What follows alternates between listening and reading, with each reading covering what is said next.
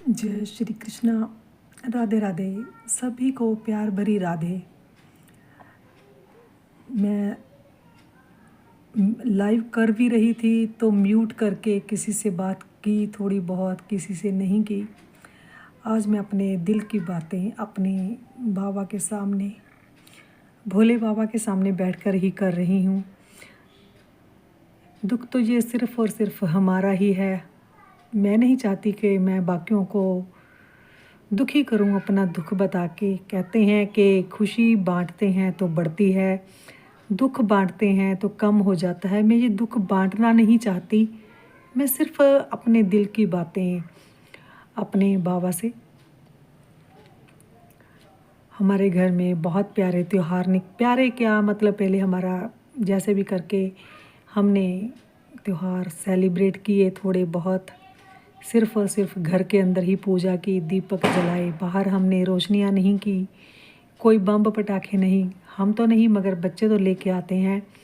हमारे बच्चों ने भी बम पटाखे दिवाली वो धूमधाम वाली नहीं मनाई। बस माँ के लिए, माँ लक्ष्मी का माथा टेका कि घर में बरकत बनी रहे, माँ सबकी झोलियाँ खुशियों से भर दे, किसी को कोई कष्ट दुख तकलीफ़ ना दे। करते करते 5 दिनों का त्यौहार निकल गया। मैं तो वैसे ही बहुत उदास भावुक के त्यौहार को हम साल भर उड़ाते हैं और कहते हैं कि वो पल को उड़ीका, जिस पल की बेसब्री से इंतज़ार कर रहे थे वो पल आया भी तो एक पल के लिए। गोवर्धन पूजा की भाई दूज का पर्व निकल गया। मैं तो अपने बड़े भैया बालाजी सरकार को ही टीका करती हूँ। बस वो दिन निकला, अंदर से लग रहा था कुछ टूट रहा है, अंदर से कुछ गमी उदासी है ना। मैं बात करते करते वीडियो बनाते हुए कह रही थी मन उदास लग रहा है। बस उसके अगले दिन ही हमें सुबह ही मैसेज आ जाता है कि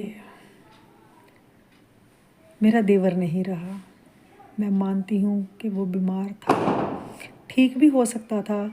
पहले हमने उसी के बेटे को खोया कुल 6-7 महीने पहले। हम उस दुख से उभरे ही नहीं, उभर सकते भी नहीं। यंग एज का बच्चा हमें छोड़कर सदा सदा के लिए चला गया। हम यही कहते रह गए कि चलो जहाँ रहो खुश रहो। लोग कहते हैं कि अगले जन्म में मिलेगा। अगले जन्म में? अगला जन्म किसने देखा है? हम कोई महात्मा तो है नहीं, हम कोई त्रिकालदर्शी नहीं हैं कि कब मिलेंगे। अब के बिछड़ गए हैं तो इस जन्म में, इस ज़िंदगी से जो कोई निकल गया चला गया वो कभी नहीं मिलता। हाँ, वो संसार के किसी कोने में हो तो वो हमें ज़रूर मिलता है। जब इस जहां से ही चला गया तो मेरे बाबा वो कहाँ मिलेगा।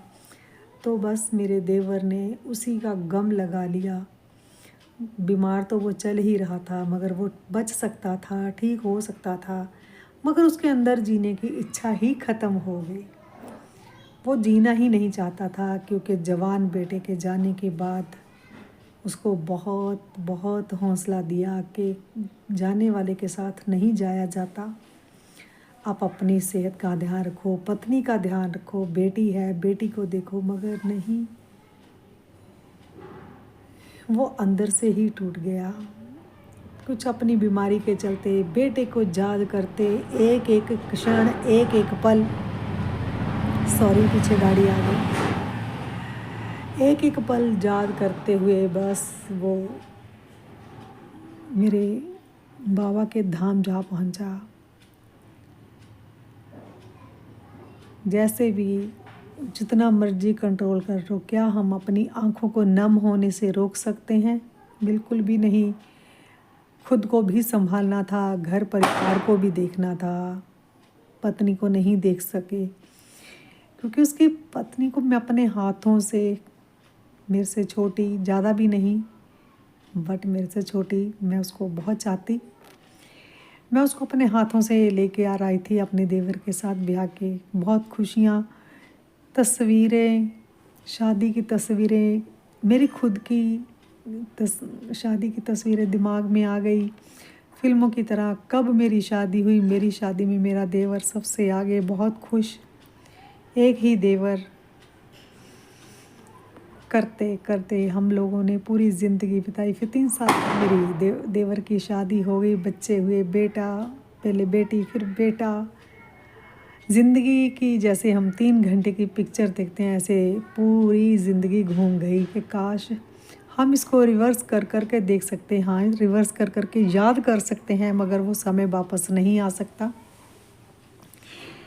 कैसे मैंने अपने देवर के शादी में कितने अपने लाड चाव किए, सबसे आगे मैं नज़र आ रही थी, क्योंकि मैं आपको पहले भी बता चुकी हूँ, मैं अपने घर में ख़ानदान में सबसे बड़ी, तो सब मेरा लाड चाव करते थे। तो सब देखते थे कि जी अपनी देवरानी को कितने लाड चाव से रख रही है, प्यार से रख रही है।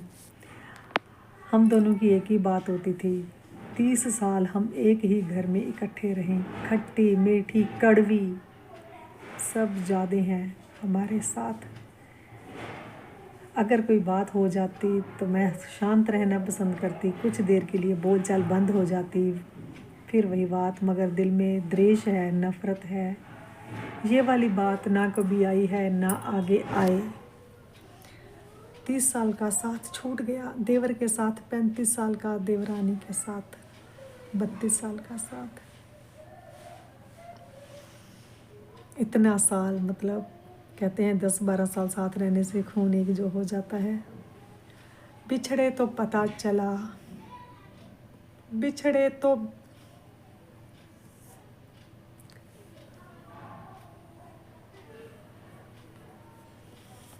क्या पता चलना था, जो चला गया वो वापस नहीं आएगा, ना आता है कोई भी। अब हम लोगों को तो भैया दिल को जब तक ऊपर से बुलावा नहीं आता तब तक जीना है। जो चले गए उनको याद करते रहना है, ज़िंदगी को आगे बढ़ाना है, आगे बढ़ना ही पड़ेगा। कभी सोचा नहीं था, अब बेटा नहीं गया होता तो गम गम तो गम ही होता है, थोड़ा सा कम होता कि उसका बेटा है। मेरे बेटे ने आगे बढ़कर सब कुछ संभाला, हम सबको सांत्वना दी, उसको अग्नि दी, संस्कार किया। कितनी हिम्मत दिखाई मेरे बेटे ने। रोया भी हो तो अकेले में, हमारे सामने आँख में एक आंसू तक नहीं आने दिया। कहते हैं औरतें रो रो कर अपना गुबार निकाल लेती हैं, मगर कहते हैं कि मर्द को दर्द नहीं होता। क्यों नहीं होता? उसको तो इतना दर्द होता है कि वो रो भी नहीं सकता, स्ट्रॉन्ग बनता है। मगर हमने उनको सबसे अलग जाके छुप के रोते हुए देखा। मेरे प्रभु जी तो ज़्यादा ही टूट गए। एक ही भाई, सगा भाई, एक ही माँ की कोख से जन्म लेने वाले बिछुड़ गए। बस इसी के चलते ना मैं वीडियो बना पाई। ये YouTube पे काम है मेरा, अगर मैं काम नहीं करूँगी तो पीछे रह जाऊँगी। मैं तो पहले ही पीछे रह, कोई ना कोई कारण बनता है, मैं पीछे ही रह जाती हूँ। मेरे भोले बाबा की मर्जी। मगर आज मुझे वीडियो ये बनाना था, क्योंकि बहुत दिन हो गए थे मैं अपने काम से पीछे। तो काम तो करने हैं, बस परिवार को साथ लेकर चलना है। देवरानी को, उसकी बेटी को, मेरी ही बेटी है, छोटी बहन, छोटी देवरानी बच्चों की तरह ही है। अब आगे का विचार भी करना है। विचार क्या करना है, ज़िंदगी तो काटनी ही है। कहते हैं दुनिया में हम आए हैं तो जीना ही पड़ेगा, जीवन है अगर जहर तो पीना ही पड़ेगा। जब हमने सब खुशियाँ, सब सुख दुख सब इकट्ठे झेले हैं, तो ये वाला दुख भी आया है, चला जाए, वक्त चला जाएगा, दुख नहीं जाएगा। जब तक ज़िंदा रहेंगे दुख तो रहेगा ही रहेगा। ये नहीं कहेंगे आज बस अब ये दिन गिन रहे हैं कि आज 4 दिन हो गए, आज 5 हो गए, आज 6वां दिन है।